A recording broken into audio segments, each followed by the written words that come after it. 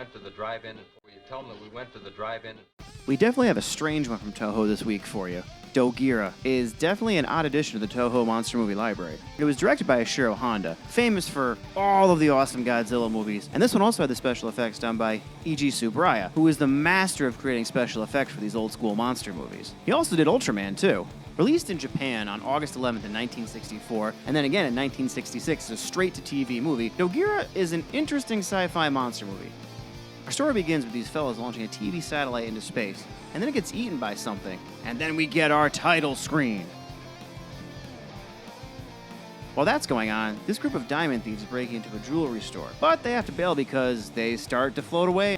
We head over to meet our lead, Investigator Komio. Okay, we know I suck at names, but here we go. He is played by Yosuke Nasaki. I'm pretty sure I butchered that one, sorry man. And this is Dr. Munakata, played by Nobuo Nakamura. The inspector followed the cat burglar to the doctor's house.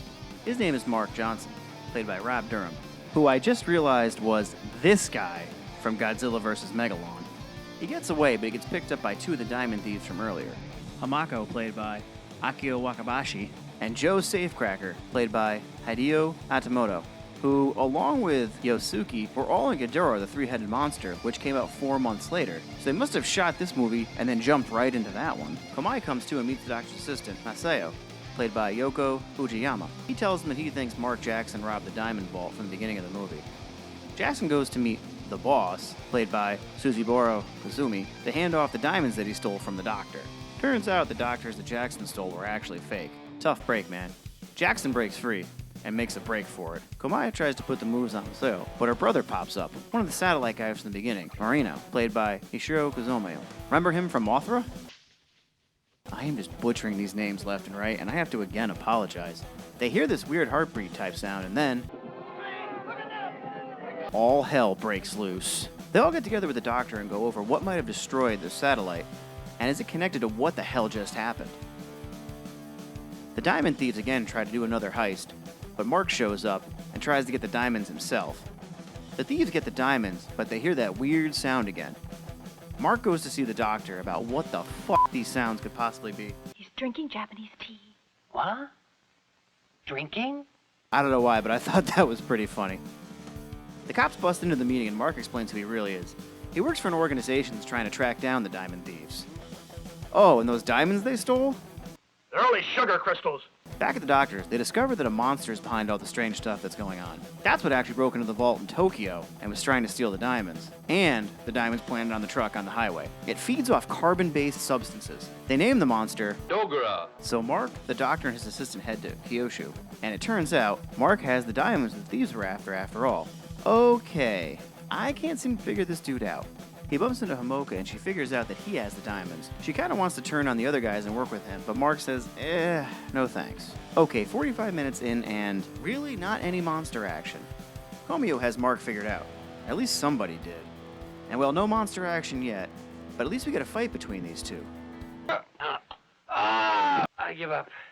Or not. What the fuck? This build up to Dogora is pretty intense, and I will say, finally, at 52 minutes, we see some of the monster. The army attacks, but doesn't seem to stop the monster from doing what it's doing. The army thinks they kill it, but no dice. The rockets actually blew it up into a bunch of pieces, and now it's multiplied. We get a whole science class scene, which we haven't had in a long time since... I can't remember the last movie we did that with, but apparently a wasp toxin of some sort is what kills Dogora.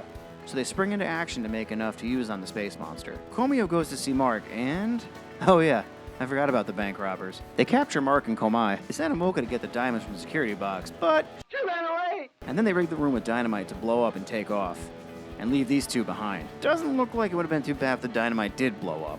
The thieves catch up to Hamoka, but then Mark and Komai show up with a few others. Not to save her, but they get there just in time. But unfortunately, the gang ends up killing Hamoka. Meanwhile, the army drops the wasp poison onto Dogora, and they lay it on thick. Dogora then begins to break up into millions of little pieces. They begin to fall to the earth. This is one of the best death scenes for villains in a long time. So with the monster defeated, everyone goes their separate ways. Much like anyone else who does monster movie reviews on YouTube, we all love Godzilla.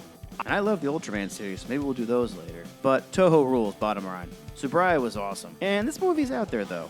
It's an odd one. I liked it more the second time around. Still a little let down that it more focuses on the diamond thieves than the actual monster. I wonder if they wanted to make a movie about, like, thievery or something like that, and they said, no, let's throw this monster in there. A bit heavy on the geology. As far as I know, Dogora has only appeared in one other movie, and that was the Netflix Godzilla series. Yeah, but watch it twice, so get 2 pizzas.